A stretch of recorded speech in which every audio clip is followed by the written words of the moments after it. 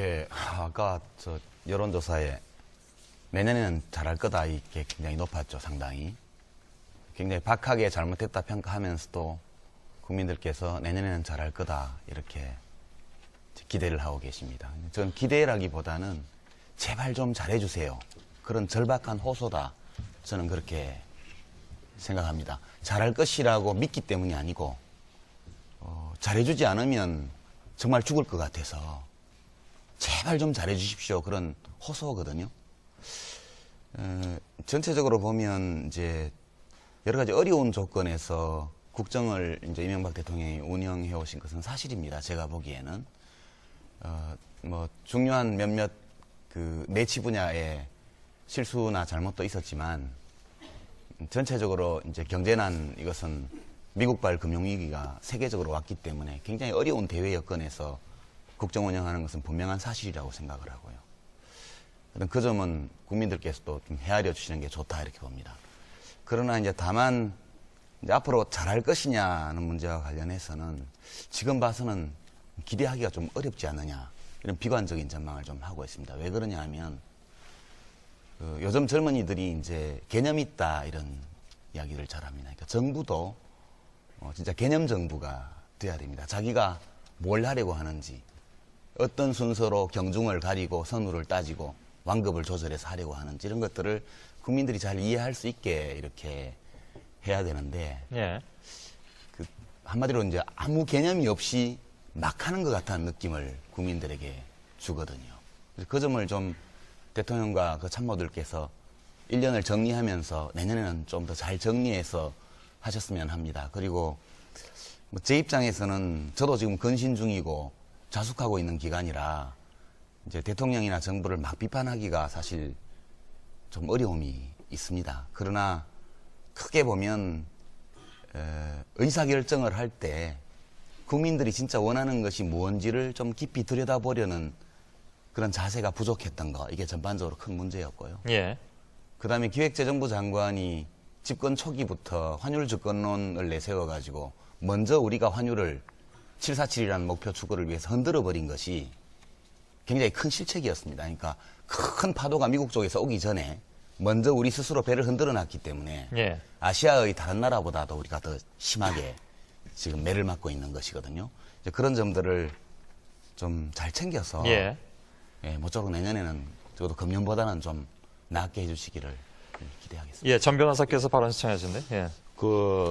지난 1년을 평가를 하자면 저는 뭐 역시 옛날에 노무현 정권 1년 때 제가 혼돈이었다 이런 얘기를 했는데 역시 똑같은 얘기를 하고 싶습니다. 이 혼돈이다. 거의 뭐 카오스 수준이다. 이렇게 된 원인은 바로 이명박 정부가 자출을 한 겁니다.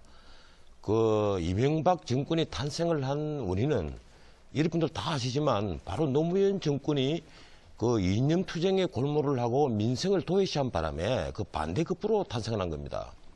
그랬으면 좀 겸손해야 되는데 겸손하고 강한 정부를 추구하라고 표를 딱 찍어줬는데 점령군 행사를 해버렸어요.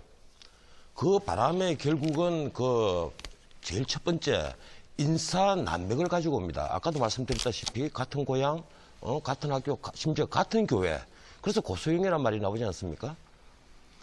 이렇게 능력보다는 자기와의 인연을 중시하는 인사를 하다 보니까 결국 거기에서 잘못된 경제정책, 솔직히 말하면 고환율 정책을 우리 정부가 미리 써버렸습니다. 거기에다가 나중에 금융위기가 리먼 브라더스가 파산되고 금융위기가 온 거 아닙니까? 솔직히 우리 금융팀들이 이런 세계적인 금융위기를 조금도 예측을 못했다는데 우리 국가의 불행이 있었던 거예요. 예.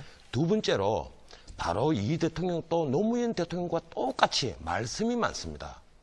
말씀이 많은데 솔직히 말씀드리면 그 말씀들이 국민들을 헷갈리게 하는 거예요. 외교부 업무 보고 받을 때 북한이 우리 주권 존중하고 우리는 북한 주권 존중하고 이런 말씀을 했습니다. 헌법을 정면으로 위반하는 말씀을 하신 거예요. 아까 지금 우리 유 전 장관께서도 뭐 개념이 없다고 말씀을 하셨는데 대통령 취임사를 보면 이념의 시대를 넘어 실용의 시대로 가겠다 이랬어요. 이 세상에 이념이 없는 정부가 어디 있습니까? 그러니까 내 같은 사람이 이명박 정부는 영혼이 없는 정부라고 제가 비판을 합니다. 이 영혼이 없다 보니까 정말 갈팡질팡하고 무슨 일 생기면 그때 땜방질하기 바쁘고 이러다 보니까 국민들은 도대체 정부에 대해서 신뢰성이 전혀 못 가지는 겁니다. 예.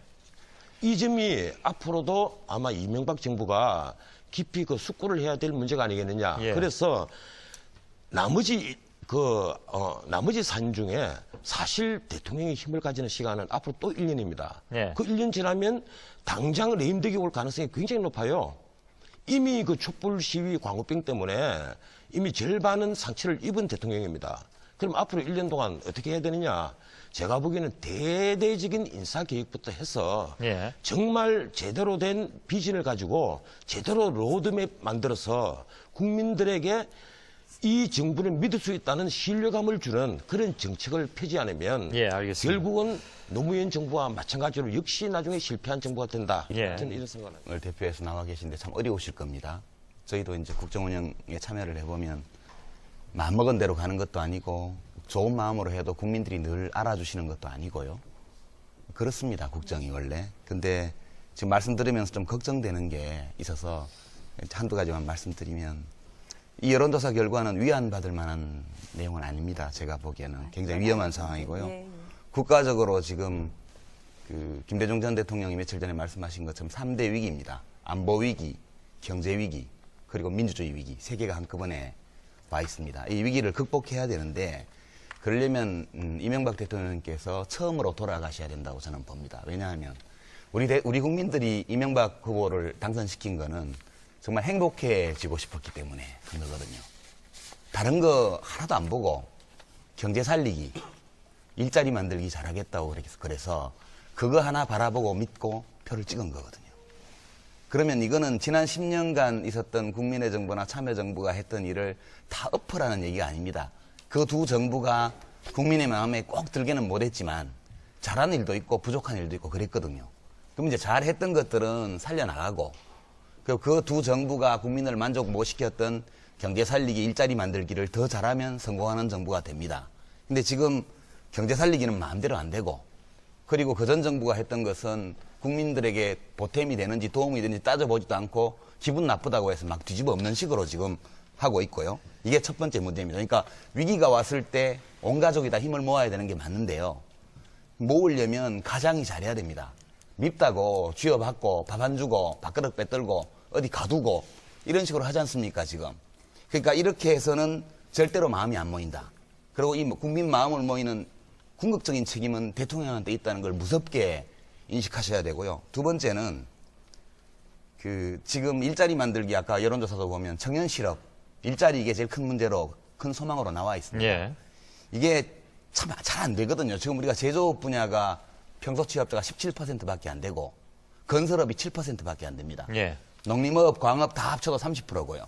나머지 70% 가까이가 전부 다 자영업하고 서비스업입니다. 정리 좀 부탁드릴게요. 예. 그러니까 여기서 일자리를 만들기, 서비스업 분야에서 일자리를 만들고 이 자영업 분야의 공급 과잉을 해소하기 위해서 중장기적, 단기적으로 어떤 정책을 지금까지 써왔고 무엇을 하면은 더 효과가 날지에 대해서 전 정부가 했던 것들을 면밀하게 검토를 해보셔야 돼요.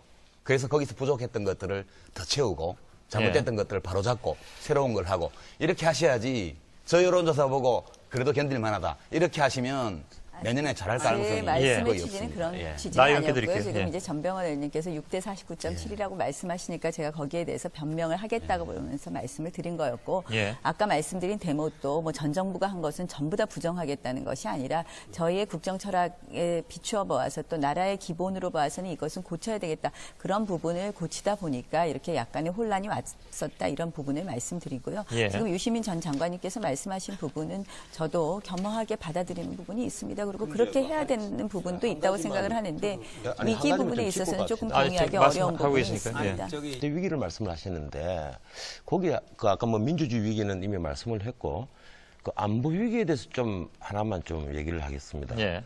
그 위기로서는 마치고 김대중 대통령이 서울공항에 내렸을 때 국민들에게 뭐라고 말씀하시는지 아십니까? 이제 전쟁은 없다 이랬습니다. 온 국민이 그 얘기 듣고 전부 다 박수치고 심지어 눈물 흘리는 국민들 많았어요. 그래서 막 퍼졌죠. 그 북한이 핵실험하니까 그래서 핵무기 개발하고 나